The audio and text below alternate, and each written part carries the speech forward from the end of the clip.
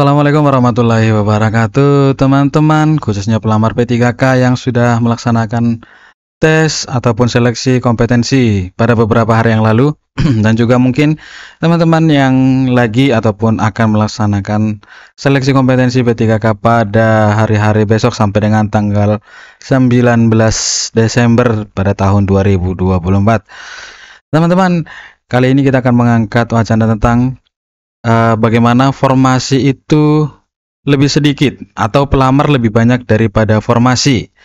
Selanjutnya, bagaimana nasib pelamar P3K yang tidak lolos. Jadi teman-teman, kita akan membahas itu di sesi kali ini. Sebelumnya, teman-teman yang belum subscribe, silahkan di subscribe dulu karena subscribe itu gratis. Dan juga teman-teman tidak ketinggalan informasi yang akan kita bagikan di channel saya ini.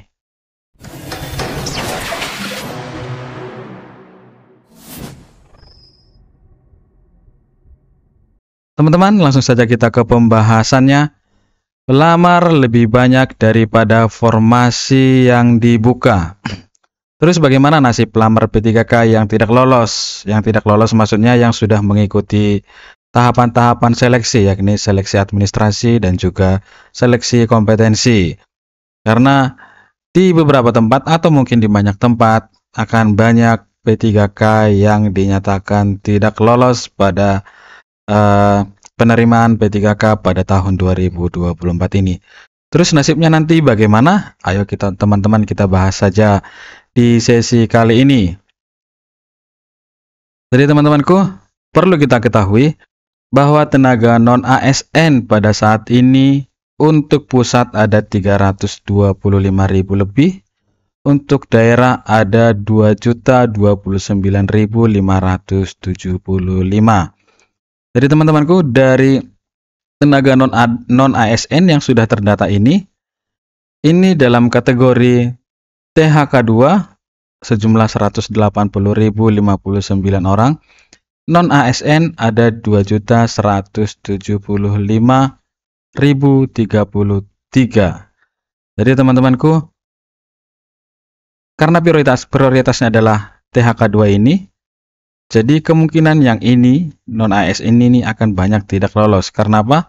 Karena yang diprioritaskan adalah untuk THK2 sebagai prioritas.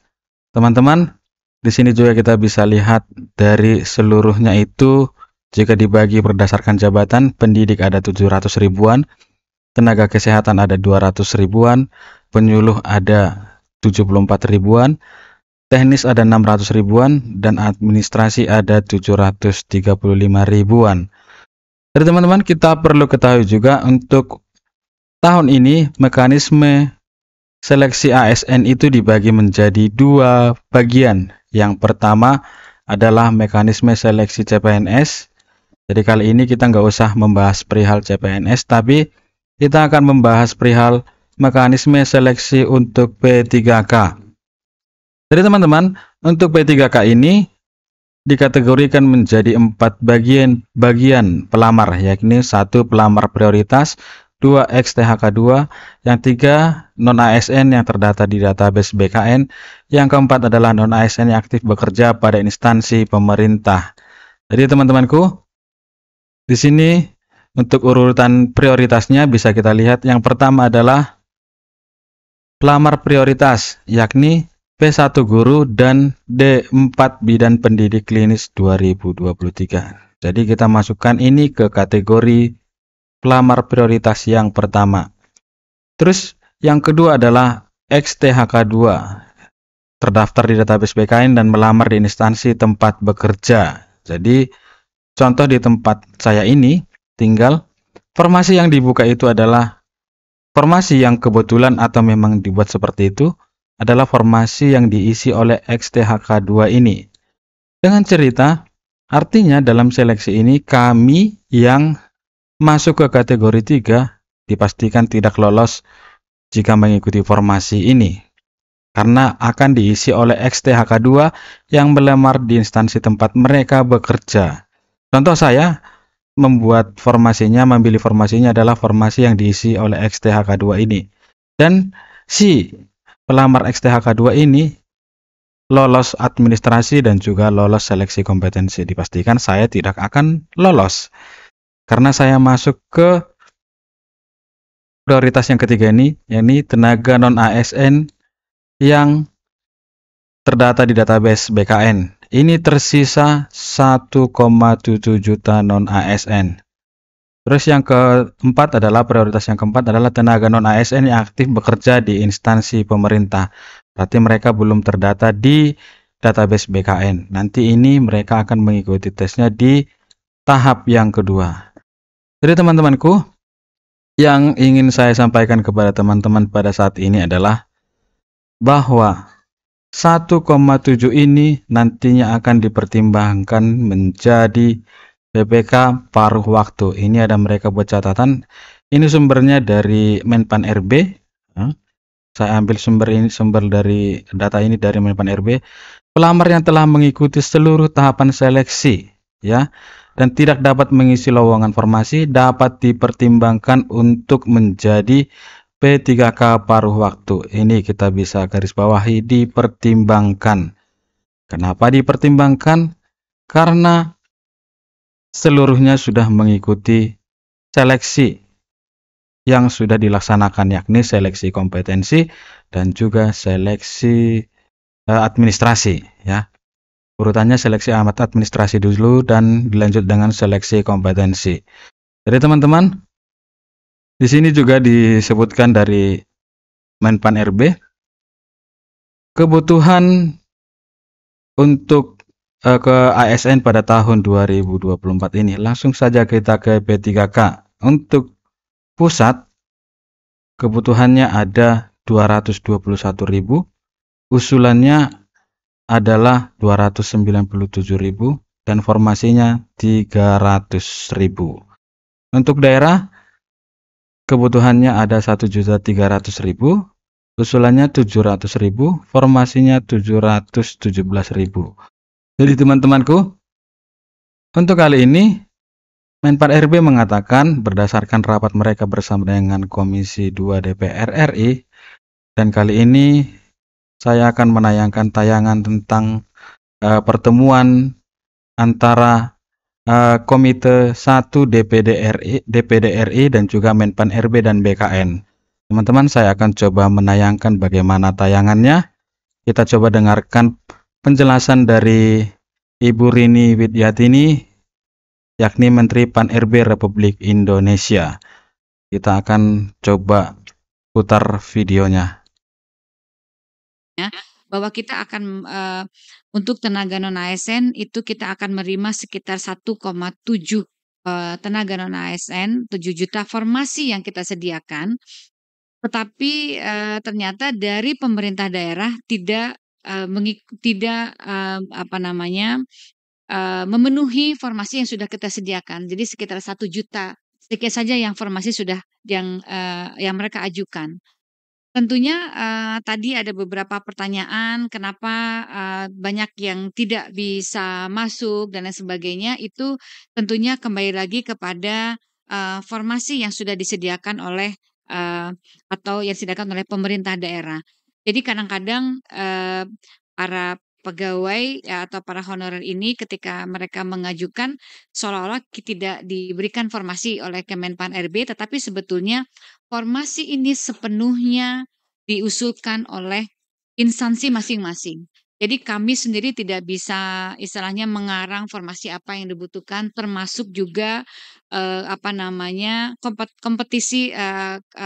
kompetensi yang misalnya pendidikan dan sebagainya itu ditentukan sesuai dengan yang diusulkan oleh pemerintah daerah.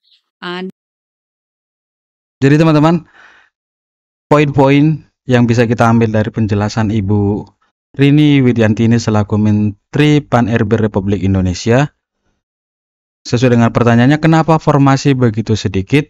Jadi Bu Rini menyampaikan pada rapat kerja Komite 1 DPD RI bersama dengan Menpan RB dan juga BKN. Di sini dikatakan bahwa Menpan RB itu tidak membuka formasi secara langsung oleh mereka. Jadi patokan mereka adalah instansi pemerintah daerah. Jadi yang mengusulkan formasi itu adalah instansi pemerintah daerah. Kita tidak tahu bagaimana sistem pemerintah daerah untuk mengajukan ataupun melaporkan formasi yang dibutuhkan untuk P3K pada tahun 2024 ini. Apakah pemerintah daerah tidak mengetahui sistematisnya atau kurang memahami bagaimana formasi yang diminta ataupun ditagih oleh Menpan RB kepada instansi pemerintah daerah masing-masing. Begitu pernyataan dari Ibu Rini Widyatini. Artinya formasi yang sedikit itu bukan Menpan RB yang menentukan itu, tapi formasi itu adalah usulan dari masing-masing instansi pemerintah daerah. Contoh, Jawa Tengah mengajukan berapa formasinya, Jawa Timur berapa, dan juga daerah-daerah lainnya.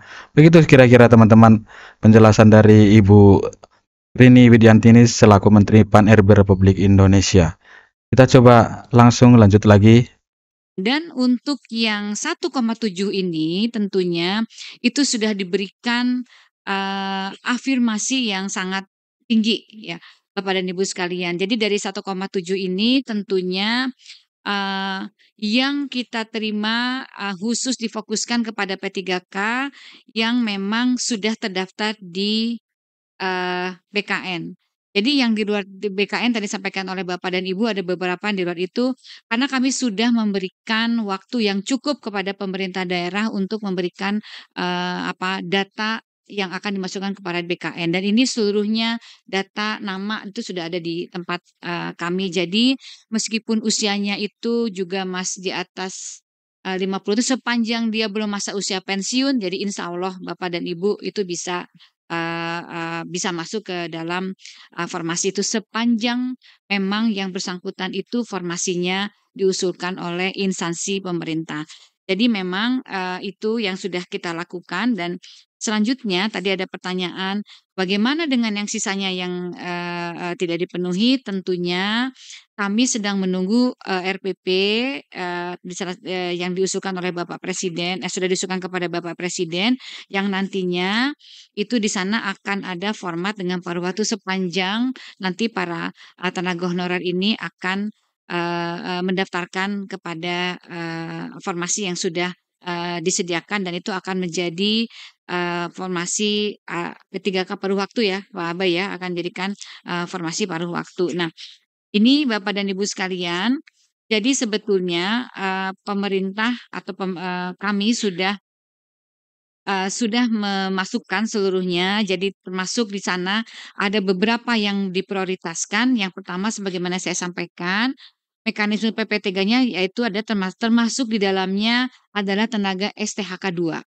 Jadi pertama ada yang pelamar yang prioritas itu P1 guru, Pak Mudi tadi menyampaikan itu sudah menjadi prioritas.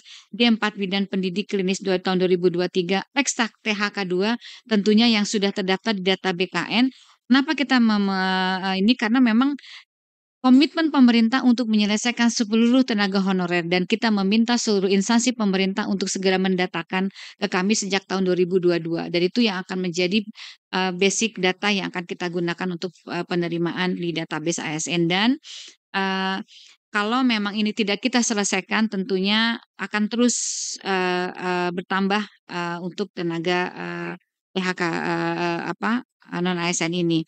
Kemudian yang berikutnya juga yang diprioritaskan adalah tenaga non ASN yang sering terdata yang didata di data non ASN dan yang aktif bekerja. Dan kepada pelamar yang telah mengikuti seluruh tahapan ini tentunya akan kita masukkan ke dalam PPK paruh waktu. Kemudian nanti yang untuk masalah mekanismenya dan lain sebagainya nanti Pak Deputi SDM akan menambahkan secara lebih rinci. Namun Jadi teman-temanku, tadi di situ sudah dikatakan ya, yang tadi sudah saya tandain di sini. Kita bisa lihat lagi. Pelamar yang telah mengikuti seluruh tahapan seleksi dan tidak dapat mengisi lowongan formasi dapat dipertimbangkan untuk menjadi P3K paruh waktu. Jadi menurut saya teman-teman, ini adalah sebuah informasi ataupun berita yang mungkin akan membuat teman-teman tenaga honorer sedikit lega. Karena apa? Karena dengan mekanisme P3K paruh waktu ini, setidaknya hasil perjuangan kita mengikuti seleksi dan juga perjuangan kita selama ini mengabdi bisa dihargai oleh pemerintah. Dan juga ada beberapa teman-teman yang mengatakan di komentar di konten saya sebelumnya, jangan terlalu senang dulu sebelum itu disahkan menjadi sebuah undang-undang ataupun peraturan perundang-undangan. Menurut saya teman-teman, apa sih hal yang tidak bisa kita lakukan untuk membuat kita lebih bahagia seperti itu ya?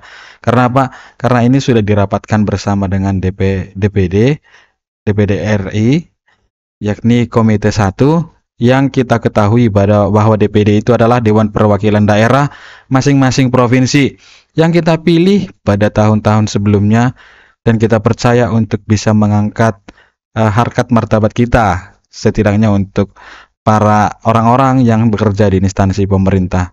Jadi di situ banyak orang-orang yang berasal dari daerah kita, bisa kita saksikan di saat mereka melaksanakan rapat secara live yang disayarkan di tayangan YouTube.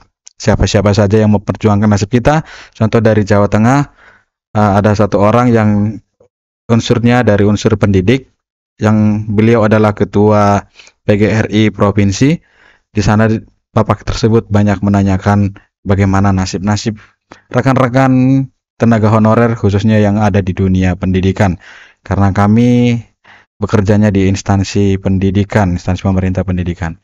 Jadi teman-teman, berdasarkan hasil rapat mereka di sini, Ibu Rini selaku Menteri Menpan RB menyatakan penataan penyelesaian tenaga non ASN itu mereka mempunyai tujuan dengan cara seperti ini, menghindari PHK massal. Jadi teman-teman, untuk yang sudah masuk ke kategori prioritas tadi, jangan langsung takut karena pemerintah itu sudah punya usaha untuk menghindari PHK massal, terkhusus buat kita-kita yang bekerja sebagai tenaga honorer di instansi pemerintah. Yang kedua, tidak mengurangi pendapatan saat ini. Jadi teman-teman, walaupun ada cerita tenaga nanti akan diangkat menjadi P3K paruh waktu, hal itu pastinya tidak akan mengurangi pendapatan kita saat ini sebagai tenaga honorer. Karena selama ini ada beberapa kabupaten atau mungkin banyak kabupaten ataupun daerah yang honor mereka sudah dibayarkan sesuai, setidaknya setara dengan upah minimum regional di daerah masing-masing. Yang ketiga, dalam penyelesaian permasalahan tenaga non-ASN ini, mereka juga punya upaya untuk menghindari pembengkakan anggaran negara untuk pembayaran honor setiap ataupun gaji setiap P3K yang diangkat pada periode ini. Jadi teman-temanku, itu dulu yang bisa saya sampaikan pada kali ini. Dengan pertanyaan yang tadi, bagaimana nasib pelamar P3K yang tidak lolos? Di sini sudah terjawab, dan tadi Bu Rini sudah menyampaikan dalam pertemuan mereka bersama dengan DPD RI, Komite 1, dan juga BKN. Kita kembali ke poin ini. Pelamar yang telah mengikuti seluruh tahapan seleksi dan tidak dapat mengisi lowongan formasi dapat dipertimbangkan untuk menjadi PPK paruh waktu. Doa dan harapan kita mudah-mudahan secepatnya aturan ini disahkan, hasil pertemuan mereka ini disahkan menjadi sebuah undang-undang ataupun peraturan perundang-undangan atau apapun itu bentuknya, agar teman-teman yang mengikuti seleksi P3K pada tahun 2024 ini bisa diangkat secara keseluruhan menjadi ASN, baik itu ASN P3K penuh waktu maupun P3K paruh waktu. Jadi teman-teman, itu dulu yang bisa saya sampaikan pada sesi kali ini. Kiranya doa-doa kita selama ini dan juga upaya-upaya kita untuk mengabdi di negeri ini bisa dihargai oleh para pemimpin kita dengan diangkatnya menjadi ASN. Sekian yang bisa saya sampaikan. Akhir kata, wassalamualaikum warahmatullahi wabarakatuh. Salam sejahtera, tetap semangat kepada kita seluruhnya. Salam.